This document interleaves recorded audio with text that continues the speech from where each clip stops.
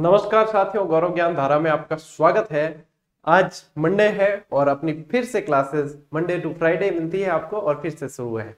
दुर्गों वाला टॉपिक चल रहा था और आज वापस अपन पढ़ना शुरू करते हैं। तो साथियों, अब एग्जाम ज्यादा दूर नहीं है, लयबद्ध तरीके से नियमित तरीके से आपको पढ़ना है। फिर बाद में मत कहना कि कोई चेताने वाला नहीं मिला। हमारे जड़ो चेताने वालों मिले भी नहीं था जो रह रहे हैं चेतावे। ठीक है, चलिए साथियों शुरू करते हैं। आज सबसे पहला अपना दुर्ग है नाहरगढ़ का किला, जो है जयपुर के अंदर। इस किले का निर्माण मराठों से सुरक्षा के लिए बनवाया गया। ठीक है, वैसे मराठों का प्रवेश राजस्थान में बूंदी से माना जाता है और मराठों का हस्तक्षेप बहुत बढ़ गया था और जयपुर, खासकर इससे जयपुर बहुत प्रभावित रहा था। ईश्वरी सिंह, माधो सिंह, उनके समय में ये प्रभाव ज्यादा रहा था। तो ये वैसे अपन हिस्ट्री में यदि पढ़ेंगे ना तो आपको व्यवस्थित बताऊंगा कि किसके प्रभाव से किसने आत्महत्या की, क्या हुआ, क्या सब वो सब। ठीक है, इस प्लाट वगैरह ये सब बातें वो अलग है। अपन आते हैं सीधे ये भी दुर्ग पे आते हैं ताकि अपना जो है वो टॉपिक व्यवस्थित तरीके से पूरा हो। नहीं तो ऐसे तो इसमें दुर्गों में तो पूरा का पूरा इतिहास ही लिंक रहता है। तो अपन चलेंगे, बताएंगे आपको साथ में भी, लेकिन थोड़ी सी घटना जो जरूरी होगी वो बताऊंगा। बाकी दुर्गों पे आपको ज्यादा फोकस करवाऊंगा मैं। ठीक है साथियों, तो नाहरगढ़ दुर्ग है। ध्यान देना एक बात, इसका नाम जो नाहरगढ़ है वो नाहर सिंह भूमिया के नाम पर है। ठीक है, एक मतलब ध्यान में तो मारवाड़ में तो मंध्यान है, बाकी मतलब ज्यादातर जगह वया करे जुंजार हुआ करे। जुंजार मतलब एक तरह से ये बताया जाता है कि जिस व्यक्ति की मृत्यु कहीं जूझ कर होती है तो वो जुंजार बन जाते हैं, वो एक तरह से देवता बन जाते हैं, ऐसा बताया जाता है। और जुंजार जी का जो मंदिर होता है वो भी लगभग गांव के बाहर जुंजार जी का एक मंदिर भी होता है कहीं। तो ये चीज है। और ये नाहर सिंह भूमिया जो थे वो यहाँ जुंजार थे। तो होता क्या था, नाहरगढ़ दुर्ग को जैसे बनवाते थे ना तो पूरे दिन में जितना बना, रात को बताते कि नाहर सिंह भूमिया जो जुंजार थे वो आकर इसको तोड़ देते थे। मतलब सुबह बनाते रात को तोड़ देते थे। बस ध्यान ध्यान है, कोई भी विघ्न बढ़े ना कोई भी चीज में तो बूझ करावे। ठीक है, यानी कि पूछवाते हैं। देखो दोनों को लेकर चल रहा हूं मैं, मारवाड़ी वालों को भी और हिंदी वालों को भी, कि बूझ करावे यानी कहीं पे पूछवाते हैं। ठीक है, कि बाबूजी ओ मैं तो रोज दुर्ग बनाओ और ओ मतलब रोज है सुबह आन देखो कि पूरा पूरा टूटी ओड़ो। बस बाबूजी बतायो कि भाई यहाँ पे जो है नाहर सिंह भूमिया नाम से जुंजार है और ये उनका स्थान है, तो वो यहाँ पे आपको दुर्ग बनवाने नहीं देंगे। या तो उनको कहीं ना कहीं स्थानांतरित किया जाए उनसे पूछकर। तो फिर उनको बताते हैं कि उनका फिर अंबागढ़ में स्थानांतरित किया गया और यहाँ पे फिर नाहरगढ़ बताया गया। तो उन्होंने कहा कि मेरे नाम से ये दुर्ग जाना जाना चाहिए, तब जाकर ये दुर्ग बन पाया। इस तरीके से नाहरगढ़ की स्टोरी चलती है और ये नाहरगढ़ कहलाया। ठीक है ना, तो ये ध्यान देना साथियों। अब देखो इसका निर्माण, ठीक है, इसका निर्माण देखना 1734 में सवाई जय सिंह ने करवाया है। ठीक है, जयपुर भी बसाया था इन्होंने ही और सवाई जय सिंह ने इसका निर्माण करवाया। और इसके उपनाम जो है साथियों सुदर्शनगढ़, सुलक्षणा दुर्ग भी कहते हैं इसको। ठीक है, सुदर्शनगढ़ और जयपुर का मुकुट कहा जाता है। ये क्यों कहा जाता है, देखो इसकी स्थिति ही ऐसी है कि ये देखो पहाड़ी पर, मैंने इसको पहाड़ी के साथ में इसीलिए ये फोटो लिया है कि ये देखो एक तरह से कैसे आकृति कैसी दिखती है। इसकी आकृति दिखने के कारण ही इसे जयपुर का मुकुट कहा जाता है। ठीक है साथियों, नाहर सिंह भूमिया के नाम पर इसका नाम पड़ा है। ठीक है, नाहर सिंह भूमिया के नाम पर इसका नाम नाहरगढ़ पड़ा। ठीक, ये लाइन पूरी हो गई आपके, ये ध्यान रखना, ये मैंने शॉर्ट में लिखा था और ये पूरी हो गई आपके। ठीक है, अब देखना साथियों, सवाई माधो सिंह द्वितीय ने अपनी पासवानों हेतु 9 महल बनाए। अटे तो मतलब एक रानी वास्ते, एक पत्नी वास्ते एक घर बनानो भी आगरो पड़े है लोगन, और ए 9 रानियों वास्ते एक जड़ा 9 महल बनाया। यानी कि 9 रानियों के महल भी कहा जाता है, 9 पासवानों के महल भी कहा जाता है। अब ये ऐसा है, देखो लुगाइयां यानी एक दूसरे ईर्ष्या ज्यादा करे। ठीक, ईर्ष्या ज्यादा करती, पता है माधो सिंह जी के एक महल बना दियो बढ़िया, एक बढ़ियो अगर एड़ो भी तो इसमें क्या हो जाएगा कि कहीं ना कहीं इनके बीच में झगड़ा हो जाएगा। एक जैसे 9 महल बनाए और ये विक्टोरिया शैली में बने हुए महल हैं। ठीक है, तो 9 पासवानों है तो एक जैसे 9 महल बनाए और विक्टोरिया शैली,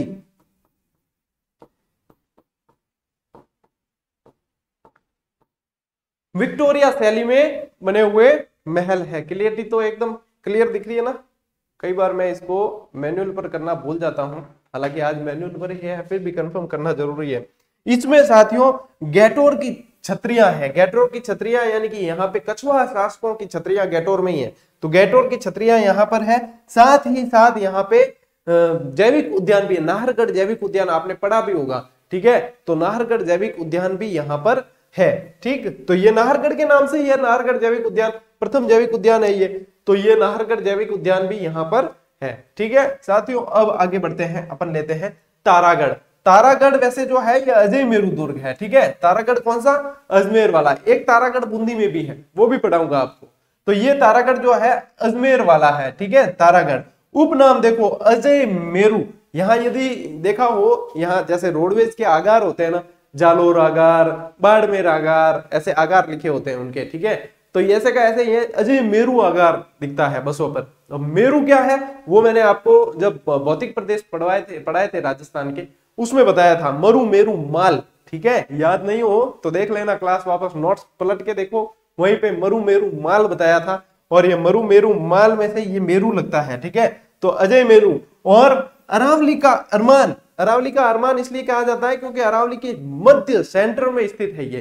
ठीक है, अजमेर की स्थिति वैसे अरावली के मध्य ही है। सबसे ज्यादा गैप यानी अंतराल यदि देखे जाए तो वो भी कहाँ है आपके, यही है कहाँ, अपने अजमेर के यहाँ। राजपुताना की कुंजी कहा जाता है, क्योंकि कैसे है, मध्यस्थ दुर्ग है ना, इसलिए इसे राजपुताना की कुंजी कहा जाता है। गढ़ बिठली भी कहा जाता है, ऐसा बताते हैं कि बिठली नामक पहाड़ी पर भी, इस तो पहाड़ी पर जो बना है ये, उसका नाम बिठली भी है, तो इसलिए गढ़ बिठली भी कहा जाता है। कई लोग इसकी किंवदंती विठल दास से जोड़ते हैं, विठल दास नामक व्यक्ति से, तो इसलिए भी गढ़ बिठली कहलाते हैं। शॉर्ट में बता रहा हूं, लेकिन आपके जो याद करने लायक चीज जो है वो लिखी हुई है बोर्ड पर। ठीक है, पूर्व का जिब्राल्टर कहा जाता है इसे। क्या कहा जाता है, पूर्व का जिब्राल्टर। और ये किसने कहा था, ये कहा था बिशप हैबर ने, बिशप हैबर ने कहा था। एक जो है इसे दूसरा जिब्राल्टर भी कहा जाता है। ठीक है, ये तो बिशप हैबर ने कहा है, लेकिन इसे दूसरा जिब्राल्टर भी कहा जाता है। पूर्व का जिब्राल्टर यदि पूछा जाए तो आपको बिशप हैबर याद रखना है। ठीक है, और इसे दूसरा जिब्राल्टर भी कहते हैं। ठीक है, चलिए साथियों आगे बढ़ते हैं। देखिए इसका निर्माण जो है साथियों अजय पाल चौहान ने करवाया। तो अजय मेरू दुर्ग जो नाम पड़ा है वो इसी कारण पड़ा है। फिर देखना, पृथ्वीराज सिसोदिया की पत्नी ताराबाई के नाम पर इसका नाम तारागढ़ पड़ा। तो पृथ्वीराज सिसोदिया ने इसके कुछ हिस्सों का निर्माण करवाया था, कुछ हिस्सों का निर्माण करवाकर अपनी पत्नी के नाम से तारागढ़ नाम रख दिया। ठीक है, सर्वाधिक देशी आक्रमण, यदि विदेशी आक्रमण पूछते हैं तो झेलने वाला है बटनेर दुर्ग हनुमानगढ़ वाला। और सर्वाधिक देशी आक्रमण यदि किसी दुर्ग ने झेले हैं राजस्थान के अंदर तो वो आपके तारागढ़ है, क्योंकि सेंटर में है। ठीक है, तो सर्वाधिक देशी आक्रमण झेले। इसके अलावा मीरान साहब की दरगाह, ठीक है, मीरान साहब गवर्नर थे सेना के, और मीरान साहब की दरगाह और इनके घोड़े की मजार, मीरान साहब के ही घोड़े की मजार है। प्रश्न आता है सीधा सीधा, कौन से दुर्ग में घोड़े की मजार है, तो मीरान साहब के ही घोड़े की मजार है जो यहाँ इसी दुर्ग में स्थित है। और इस घोड़े की मजार पर चने चढ़ाए जाते हैं। अब क्यों, क्योंकि घोड़ा क्या खाता है, चने खाता है, तो घोड़े की मजार पर यहाँ पे चने चढ़ाकर मन्नत मांगी जाती है। ठीक है साथियों, रूठी रानी की छतरी, अब रूठी रानी रही थी यहाँ उमा दे, पूरी स्टोरी बताई थी आपको। ठीक है, तो रूठी रानी की छतरी यहाँ है। इसके अलावा दारा सिको बहुत ही योग्य राजकुमार हुआ था, और दारा सिको का जन्म भी यहीं इसी दुर्ग के अंदर हुआ है। ठीक है, जहां आरा और दारा सिको बहुत विद्वान थे, जहां दारा सिको तो विद्वान था और जहां आरा विदुषी थी। ठीक है, अब यूं है कि विश्व स्तरीय प्लेटफॉर्म में यूं दोनों विद्वान जोड़ दियो तो कई जन कहते हैं दोनों विद्वान कैसे हुए, एक विदुषी एक विद्वान। ठीक है, बहुत बड़े विद्वान और विदुषी हुए।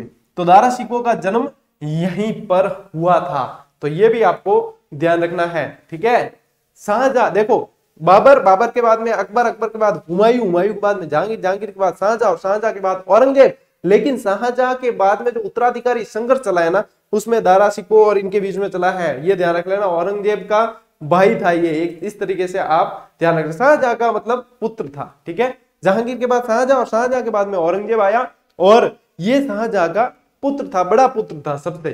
ठीक है, और ये दारा सिको जो औरंगजेब की महत्वाकांक्षा की भेंट चढ़ गया था। अब कभी आपको मुगल काल पढ़ाएंगे तब व्यवस्थित इसको पढ़ाएंगे। ठीक है, अब ये जो देख पा रहे हो आप तारागढ़ का किला है, और तारागढ़ के ये देखो मतलब किले जो होते हैं ना अपने आप में एक अद्भुत सुंदरता लिए हुए होते हैं, जिनके फोटो को देखते ही लगता है कि इसका निर्माण कैसे करवाया होगा, कितना समय लगा होगा, ये बातें आती है दिमाग के अंदर। ठीक है, अब देखो एक पढ़ते हैं अपन इसके बाद में अकबर का किला। और अकबर का किला कहाँ है, ये भी अजमेर के अंदर है। इसे मैगजीन दुर्ग के नाम से जाना जाता है।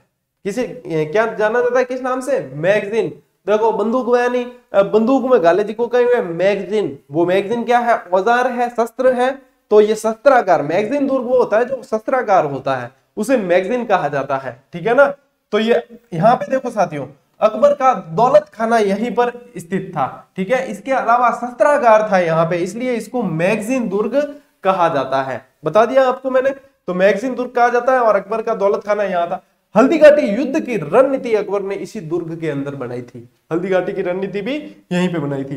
राजस्थान का एकमात्र ऐसा दुर्ग है जो मुस्लिम दुर्ग स्थापत्य शैली में बना हुआ है। मुस्लिम दुर्ग निर्माण शैली के अंदर बना हुआ राजस्थान का एकमात्र दुर्ग है जो तारागढ़ अपने अकबर का किला है। ठीक है, ये वाला।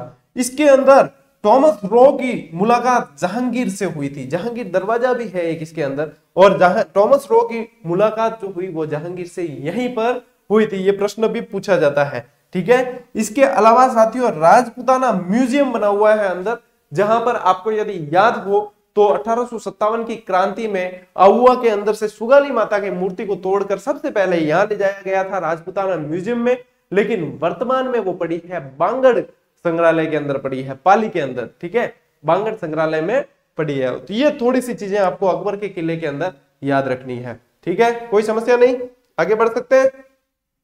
ठीक, चलो, मतलब जो जो याद रखनी है वो सारी आपको मैं बता रहा हूं, और नोट्स मेकिंग पैटर्न पे अच्छी तरीके से नोट्स बनाकर अच्छी तरीके से याद कर लेना। और ये जो नोट्स है ना, ये मतलब भूतो न भविष्यति वाली बात है कि न तो पहले कभी बने हैं ना अभी बनेंगे, इसलिए संभाल के रखना, आपके लिए बहुत काम आने वाले हैं। न सिर्फ एक परीक्षा के लिए, बल्कि जिस जिस परीक्षा में ये टॉपिक पूछे जाते हैं सबके हिसाब से बहुत ही महत्वपूर्ण है।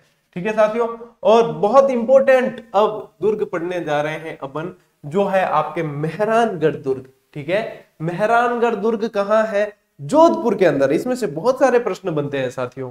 सबसे पहला प्रश्न तो ये बनता है कि ये कौन सी पहाड़ी पर है, ये चिड़िया टूंक की पहाड़ी पर है। अच्छा, एक मैंने आपको चित्तौड़गढ़ के अंदर बताया नहीं था, वो नोट कर लेना, वो मेसा के पठार पर है। ठीक है ना, मेसा का पठार थोड़ा सा ऐसे समतल है, तो मेसा के पठार पर है।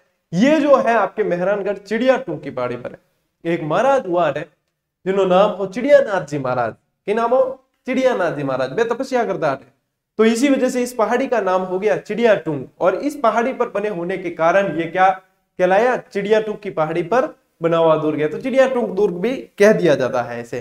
ठीक है साथियों, तो ध्यान रखना, इसका निर्माण राव जोधा ने 1459 के अंदर करवाया और चिड़िया टूंक की पहाड़ी पर करवाया। ठीक है, चिड़िया टूंक की पहाड़ी पर है 1459 में। 1559 देखो, जोधपुर की स्थापना भी 1459 में हुई, 1559 में 100 साल बाद जो है उदयपुर की स्थापना हुई। तो ये थोड़ा सा है ना सिमिलर है, इसको थोड़ा सा ध्यान रखें। अब जैसे जोधपुर है ना, तो जोधपुर को ब्लू सिटी कहा जाता है, उदयपुर को व्हाइट सिटी कहा जाता है। ठीक, तो ये भी ब्लू सिटी इसलिए कहते हैं इसको कि यहाँ से दुर्ग से भी यदि नजर डालते हैं तो सारे घरों पे जो है वो नील, यानी गुल्ली करते हैं ना, गुल्ली मिला के कलर करते हैं ना नील वाले, तो नीले नीले नीले दिखते हैं, इसलिए इसको ब्लू सिटी कहा जाता है। तो ये ब्लू सिटी है जोधपुर आपकी। ठीक है, उपनाम देखिए, उपनाम इसके मयूर ध्वजगढ़, गढ़ चिंतामणि, कागमुखी भी कहते हैं इसको। ठीक है, और इसके बारे में कहा जाता है कि इसका निर्माण संभवतः परियों, फरिश्तों या देवताओं द्वारा करवाया गया है। ठीक है, क्या कहते हैं, परियों द्वारा, फरिश्तों द्वारा या देवताओं द्वारा करवाया गया है। और ये कोटेशन आपके कहा था रुडयार्ड किपलिंग ने, रुडयार्ड कीपलिंग ने ये कहा था कि इसका निर्माण संभवतः परियों, फरिश्तों या देवताओं द्वारा करवाया गया है। ये इतना सुंदर दुर्ग है। ठीक है, अब इसके अंदर के दरवाजे देखो साथियों, कुछ है, वैसे बहुत सारे हैं, मैं कुछ बता रहा हूं आपको इसमें से इंपॉर्टेंट जो है, जयपौल, लोहापौल, फतेहपौल, अमृतपौल, सूरजपौल, भैरवपौल, ये जो थोड़े दरवाजे बताए हैं। हालांकि जोधपुर दुर्ग में से दरवाजे पूछने की संभावना कम है, ये भी बता दूं आपको। ठीक है, अवनी डूंगर भैरू एक तो वो याद रखना। ठीक है, और एक चित्तौड़गढ़ वाले जो दरवाजे हैं वो याद रखना। अभी याद नहीं है तो वापस एक बार देख लेना, याद हो जाएंगे। ठीक है, तो ये वो याद रखने ज्यादा जरूरी है। यहां से थोड़े से कम चांसेस लगते हैं मुझे दरवाजे पूछने के, क्योंकि यहाँ प्रश्न और दूसरे बहुत सारे बनते हैं। देखो साथियों, श्रृंगार चौकी एक बनी हुई है अंदर, श्रृंगार चौकी एक महल है एक तरह का, श्रृंगार चौकी भी कह सकते हो इसे।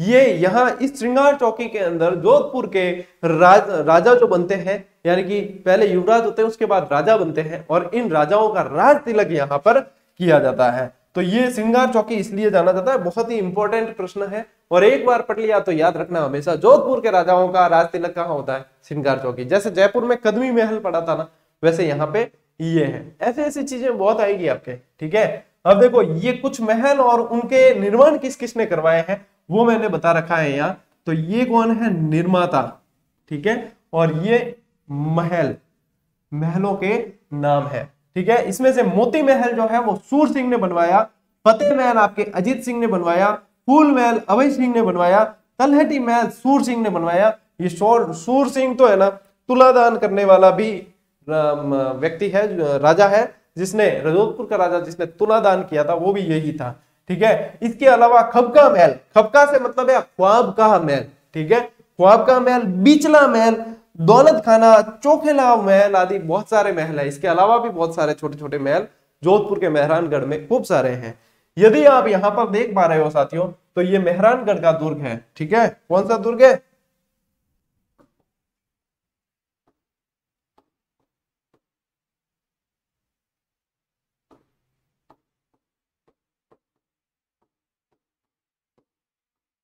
मेहरानगढ़ का दुर्ग है। और यहाँ पे ये जो आप देख पा रहे हो नीचे, देखो मैंने आपको दोनों चित्र साथ में दे दिए। ये मेहरानगढ़ का दुर्ग है, और इसकी तलहटी में जो बना हुआ है ये आपके जसवंतड़ा है, जिसे राजस्थान का ताजमहल कहा जाता है, ठीक है ना। अभी आगे बताने वाला हूं मैं आपको। तो दोनों चीज आपको मैंने साथ साथ में बता दी है, ठीक है।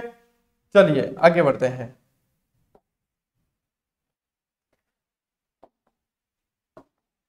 देखो साथियों, इसके अलावा इसके अंदर एक पुस्तक प्रकाश महल बना हुआ है, जिसका निर्माण मान सिंह ने करवाया। तो कई जगह इसे मान सिंह मान पुस्तक प्रकाश भी कहा जाता है, ठीक है। इसके अलावा जसवंतड़ा द मोस्ट इंपॉर्टेंट, जिसका निर्माण जो है जसवंत सिंह द्वितीय द्वारा अपने पिता सरदार सिंह की स्मृति में करवाया है, ठीक है। सरदार सिंह की याद में करवाया है। करवाया किसने है? जसवंत सिंह द्वितीय ने करवाया है। मोस्ट इंपॉर्टेंट प्रश्न है, ठीक है साथियों, ध्यान रखना। और कब करवाया है? 1906 में करवाया है, ठीक, बता दिया गया आपको। अब देखो, इसे राजस्थान का ताजमहल भी कहा जाता है, ये बहुत ही इंपॉर्टेंट है। राजस्थान का ताजमहल, यदि राजस्थान का दूसरा ताजमहल अबलीमीणी का महल, राजस्थान का छोटा ताजमहल राय मलोद का थड़ा, दक्षिण का ताजमहल जो कांठल का ताजमहल काका जी की दरगाह, इस तरीके से बहुत सारे ताजमहल से संबंधित भी प्रश्न खूब सारे बनते हैं। यानी ताजमहल से मिली जुली आकृति जहां दिखती है वो उसमें संज्ञा दे दी जाती है, ठीक है। अब इसमें से एक महत्वपूर्ण प्रश्न तोपों से बनता है, ठीक है। तोप से देखो, अब शंभूबाण तोप, गजनी खान तोप, किलकिला तोप, जमजमा, बिजली, कड़क, बिच्छू, ये सारी तोपें हैं। अब प्रश्न कैसे बन सकता है? या तो इनके नाम देकर पूछ सकते हैं कि ये क्या है, ये किसके नाम है, कि भाई कोई पगड़ियों के नाम है, या कोई तोपों के नाम है, या कोई दूसरा ऑप्शन देकर आपको पूछ लिया क्या है। तो आपको ये ध्यान होना चाहिए। दूसरे तरीके से प्रश्न बनता है कि ये तोपे कौन से दुर्ग में है। तो ये तोपे कहाँ है? जिसमें से देखो मोस्ट इंपोर्टेंट जो है ना आपके, वो एक तो ये शंभूबाण, गजनी खान और किलकिला, ये तीन तो मोस्ट इंपोर्टेंट है। इसके अलावा जमजमा, बिजली, कड़क, बिच्छू, ये आपको याद रह जाए तो बढ़िया है, मैंने आपको बता दिया है। तो ये देखो, बिजली कड़क, बिजली क्या करती? कड़कती है, तो चलिए ये याद हो जाएगी। जमजमा और बिच्छू, बिच्छू काटे तब जमजमा हो जावे, ऐसे याद रख लेना, ठीक है, याद हो जाएगा। ये आप देख पा रहे हो साथियों, ये चामुंडा माता का मंदिर है,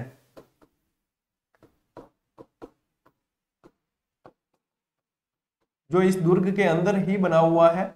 और ये बहुत चर्चा में रहा था जब यहाँ पे दुर्ग की मतलब भीड़ बहुत थी, और एक दीवार का थोड़ा सा हिस्सा टूटने से भगदड़ मच गई थी, और इस भगदड़ में लगभग 225 लोग मारे गए थे।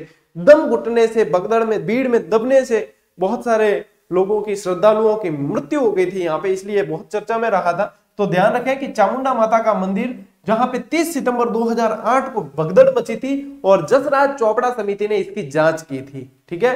तो ये जसराज चोपड़ा समिति भी ध्यान रखें, इंपॉर्टेंट है, ठीक है। इसके अलावा इस दुर्ग में नागणेची माता का मंदिर है, जो राठौड़ों की कुल देवी कहलाती है। ये वैसे मंदिर है, लेकिन मुख्य मंदिर यदि देखा जाए तो नागाना बाड़मेर के अंदर है, कल्याणपुर के पास। ठीक है, नागाना में पड़ता है मुख्य मंदिर नागनेश जी माता का। ठीक, ध्यान रखना। इसके अलावा मुरली मनोहर जी का मंदिर भी इसके अंदर है, और सूरी मस्जिद है जिसका निर्माण शेरशाह सूरी ने करवाया, अफगान शासक था। ठीक है ना, मुट्ठी भर बाजरे के लिए मैं हिंदुस्तान की बादशाहत खो देता, ऐसा कहकर चला गया था वो। फरीद नाम था, मूल नाम क्या था? फरीद, फरीदियो करता। ठीक है ना। बूरे खां और जहूर खां की मजार भी इसके अंदर है, और इसके अलावा पद्म सागर तालाब भी इस मेहरानगढ़ दुर्ग के अंदर बना हुआ है। तो ये चीजें आपको ध्यान रखनी है। और ये वही चामुंडा माता का मंदिर है जहां पे पगदड़ मची थी और बहुत चर्चा में रहा था। 2008 की बात है। ठीक है, कब की बात है? अब 2000, अब क्या चल रहा है? 2022 चल रहा है, 2008 की बात है। ठीक, इतने साल हो गए। और उस समय जब ये भगदड़ मची थी ना, बहुत वास्तव में चर्चा में रहा था। हमें भी आज भी याद है उस समय जब ये अखबारों में और टीवी में और बताते थे इसके बारे में। ठीक है, आगे बढ़े, चलिए। अब हालांकि ऐसा होता है साथियों कि यहाँ के जो लोकल लोग होते हैं ना, जैसे मैंने मंदिर पढ़ा है, सारी चीजें हैं, बहुत सारी लोकल जानकारी वहां से निकलकर सामने आई, कमेंट के जरिए विद्यार्थियों ने बताया। तो हो सकता है कि कई चीजें, भाई पुस्तक लेखन के अंदर क्या किया जाता है, इतिहास के अंदर से चीजें उठाई जाती है, पुस्तकों में से उठाई जाती है। ठीक है ना, कई जगह जो है वो प्रत्यक्ष रूप से देख के भी, जैसे मैंने कई सारी चीजें ऑनलाइनर में ऐसी भी ऐड की है जो प्रत्यक्ष रूप से देखी गई है और वो उसके ऊपर काम किया गया है। ठीक है, ऐसी भी कई चीजें ऐड की है, लेकिन ज्यादातर जैसे जानकारी मिलती है तो संकलन किया जाता है, तो उसके आधार पर। अब हो सकता है कि इसमें कई चीजें एक दो ऐसी भी हो जिसमें स्थानीय लोग अच्छी तरीके से जानते हो कि नहीं गुरुजी ये ऐसे नहीं, यहाँ पे ये मान्यता है या यहाँ ये चीज ऐसे है, तो वो भी हो सकता है। इतिहास में क्या है कि बहुत सारी अप एंड डाउन्स रहते हैं, इतिहासकारों में भी मतभेद बहुत सारे रहते हैं। ठीक है, तो थोड़ा सा इस चीज को आप ध्यान रखें। ठीक साथियों, अब देखो, एक तारागढ़ दुर्ग आगे बढ़ के है, एक तारागढ़ दुर्ग बूंदी वाला है आपका। ठीक है, इसे तिलस्मी किला कहा जाता है। क्या कहा जाता है? तिलस्मी किला कहा जाता है। इसका निर्माण राव बरसिंह ने करवाया। किसने करवाया? राव बरसिंह। तिलस्मी दुर्ग के नाम से जाना जाता है। तिलस्मी यूं कहा जाता है, इस दुर्ग के अंदर बहुत सारी सुरंगें हैं। सुरंगें कैसे कि एक बार है ना, यहाँ धन दौलत वगैरह जो भी थी, तो यहाँ के शासक बहादुर सिंह ने, एक पठान परिवार यहाँ रहता था, तो उस पठान परिवार के भरोसे बहादुर सिंह ने यहाँ पे यह किला छोड़कर और वो चले गए थे विश्व युद्ध के समय, विश्व युद्ध करने के लिए, विश्व युद्ध में व्यस्त थे। ठीक है, लेकिन जब वापस आए तो देखा कि वो पठान परिवार जो था, उनकी वो अंतिम पठान बचा था, उसकी भी मृत्यु हो गई। और बाद में जब खजाने को खोजा तो नहीं मिला, और दुर्ग के अंदर बहुत सारी सुरंगें मिली थी, इसलिए इसको तिलस्मी दुर्ग भी कहा जाता है। तो इस चीज को भी साथियों ध्यान रखें। ठीक है, देखो यह दुर्ग, इसके बारे में कहा जाता है यह दुर्ग मानव निर्मित नहीं हो सकता, बल्कि इसका निर्माण भूतों प्रेतों द्वारा करवाया जाता है। भूतों प्रेतों द्वारा करवाया, फरिश्तों द्वारा भी कहा जाता है इसकी जगह। ठीक है, तो भूतों प्रेतों द्वारा करवाया गया ये कहा जाता है। ये भी किसने कहा? ये भी रुडयार्ड कीपलिंग ने कहा। रुडयार्ड कीपलिंग। लेकिन आप इस बात में एक चीज यहां से क्लियर रखना, ये बात क्लियर रखना, काफी सारा कंफ्यूजन होता है इसमें, कि यदि देवताओं द्वारा निर्मित पूछा जाता है तब तो आपको करना है मेहरानगढ़, और यदि भूतों प्रेतों द्वारा पूछा जाता है तब आपको करना है बूंदी वाला तारागढ़। ठीक है, तो ये थोड़ा सा ध्यान रखना। इसमें देखो, इसमें गर्भ गुंजन तोप है। कौन सी है? गर्भ गुंजन, यानी कि इतनी भयंकर आवाज वाली तोप है कि गर्भ भी गूंज जाए, इसलिए गर्भ गुंजन तोप है। इसके बारे में, इस तोप के बारे में कहा जाता है कि भाई तुली लगावे ना, पल्ली तो लगावे, यूं कह पल्ली तो लगा दे, तो मतलब तुली लगाते ना वो बाती के तोप की, और तोप की बाती की लगाने के बाद में जो इस तोप को लगाता था उनको पानी के अंदर डुबकी लगानी पड़ती थी, जल के अंदर जाना पड़ता था, तब जाके वो आवाज वगैरह उन तक नहीं पहुंचती थी। इतनी खतरनाक आवाज ये तोप करती थी। तो एक तो जयबान पढ़ा आपने, जयबान की भी इतनी खतरनाक आवाज हुई थी कि पशु पक्षियों वगैरह के गर्भपात हो गए थे, काफी सारी महिलाओं के गर्भपात हो गए थे, और ये भी इतनी खतरनाक वो आवाज वाली है। तो अब यहाँ पे आपको जैसे जैसे तोपों के नाम मिल रहे हैं वैसे वैसे आपको सेपरेट करना है कि कौन से दुर्ग में कौन सी तोप थी। ठीक है, गर्भ गुंजन कहीं भी आ जाए तो तारागढ़ बूंदी, किलकिला गंगनिकांड समूहबान आ जाए मेहरानगढ़। ठीक है, इस तरीके से। और जयबान तो आपको बताइए जयगढ़ के अंदर। तो ये तोपें थोड़ी सी ध्यान रखना। ठीक है, इसमें भीम बुर्ज, चौबुर्ज, 84 खंभों की छतरी और रंग विलास महल, साथ ही साथ रानी जी की बावड़ी जो रानी नाथावती ने बनवाई थी, और फूल सागर आदि बहुत सारे और भी बहुत सारी चीजें हैं, लेकिन ये ध्यान रखें कि इसके अंदर और ये चीजें शामिल है। ठीक है साथियों, इसके अलावा अब एक और दुर्ग पढ़ते हैं अपन, जिसका नाम है भैंसरोडगढ़।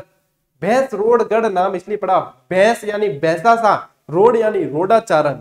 ठीक है, दोनों व्यापारी थे, दोनों व्यापारी थे। राजस्थान का एकमात्र ऐसा दुर्ग है जिसका निर्माण व्यापारियों ने करवाया है। ठीक है, व्यापारी भी दुर्ग का निर्माण करा था।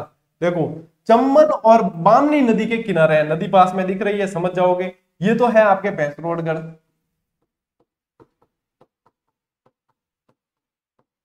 ठीक है, और ये है आपका तारागढ़। ठीक है, तो इसका निर्माण जो है साथियों चंबल और बामनी नदी के किनारे है, यानी कि ये कैसा है, ये जल दुर्ग है। ठीक, ये जल दुर्ग है। इसका निर्माण रोडाचारण और भैंसासा ने करवाया, और ये दोनों क्या थे, ये दोनों व्यापारी थे।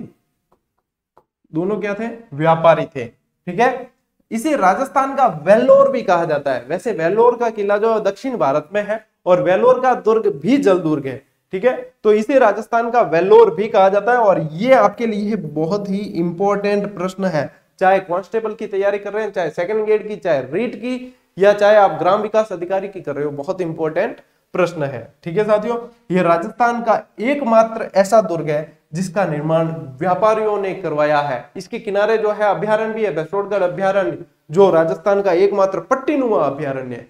वैसे अभ्यारण्य सेकंड ग्रेड वालों के नहीं है, लेकिन रीट वालों को जब ये पूरा सेकंड ग्रेड का बैच होने के बाद रीट वालों को जब एडिशनल क्लासेस दी जाएगी, अलग से क्लासेस दी जाएगी उनके सिलेबस के अनुसार, उसमें मैं आपको ये सारी चीजें बताऊंगा कि इसके अंदर क्या क्या है, कैसे कैसे, मतलब अभ्यारण्य वगैरह जो है वो भी आपको बताएंगे, और याद करने का तरीका भी साथ साथ बताएंगे। ठीक है साथियों, तो मेरे ख्याल से अच्छी तरीके से समझ में आया होगा, और नोट्स भी बढ़िया तरीके से आपके बन रहे होंगे, और नहीं बन रहे हैं तो भी बना देना, क्योंकि बार बार जो है मौका मिलेगा नहीं। और जो पहले जाग चुके हैं उन्हें तो बहुत फायदा होने वाला है। अभी भी यदि कोई जाग जाता है तो भी उन्हें फायदा हो जाएगा, लेकिन हमें नहीं जागो तो थाना को भगवान तो आवे कौन जगह के भाई, उठ रहे, पढ़ ले, आगे वैकेंसी आ रही है, कुछ कर ले रहे, कोई कौन कहे। ठीक है, मैं तो भी कहता कि पढ़ लो रे, बाकी दूसरा कोई कौन कहे कि नहीं कौन पढ़ी। ठीक है, और कोई दूसरा आपको बोलने वाला नहीं है कि आप पढ़ लो, आप नौकरी लग लो, कोई नहीं चाहता रे कि तुम नौकरी लग लो और तुम सफल हो जाओ, कोई नहीं चाहता। ठीक है, ये कड़वा सत्य है, कोई नहीं चाहता, और कौन चाहता है वो भी तुम्हें बता दिया है, कई बार बताया मैंने। तो जो नहीं चाहते हैं ना उनके लिए पढ़ो, अपने लिए नहीं पढ़ना।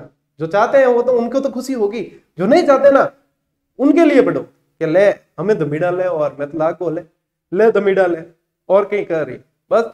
तो पढ़ने का मतलब अंदर जुनून जागना चाहिए। भाई आखिर में मजा कब आता है, जब कोई नहीं चाहता कि ये आगे बढ़े, और तब आगे बढ़े, तब तो मजा आता है। और नहीं तो फिर भाई रह जाओ तो आपको मजा नहीं आएगा, फिर उसको मजा आएगा। ठीक है, तो मजा आपको लेना है ना, तो पढ़ना भी आपको है।